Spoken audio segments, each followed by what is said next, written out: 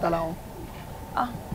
Àwọn graduates tó máa wá ṣẹ́tàn kiri iṣẹ́ yẹn ni. So wọ́n ṣe júwe compound wa fún wọn pé kán wáṣẹ́ wa ni. Àwa dẹ̀ ní ìdẹ́ tó máa bá a gbálẹ̀ so. O dẹ̀ mọ̀ kí mo take affairs inú compound wa. So àwọn náà ni mo interview lọ́wọ́ tí o fi pè mí. Young man, how are you? Ẹjọ́ tó náà mo fẹ́ bá yín sọ̀rọ̀. Ẹ sà, ṣe rí má dọ̀bálẹ̀ kí ni nǹkan tó fẹ́ sọ? Ọ̀rọ̀ tí mo fẹ́ sọ fún yín, mo fẹ́ kẹ́ fi etí àánú kẹ́ fi gbọ́. Ṣe rí Tèmídayọ̀. Èmi àti Tèmídayọ̀ ti mọ́ra bíi 10-11 years ago. Kí ló fẹ́ jọ báyìí? Kí ni? Kí ló fẹ́ jọ?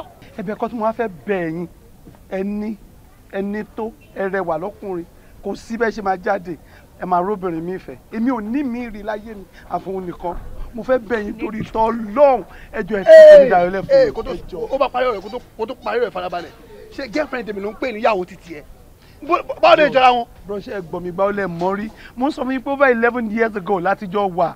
Mi ìparọ́ fún yín Ọlọ́run, mo fọlọ́run búra mi ìparọ́. Ẹ jọ̀ọ́ ẹ kó ṣàánú mi, ẹ filẹ̀ fún mi, ẹ jọ̀ọ́ nítorí Ọlọ́run. Girlfriend tèmi lẹ̀ fún ẹ. Baby yoga! Baby yoga! Baby yoga! Báwo? Má fọ́ mọ́tò yìí!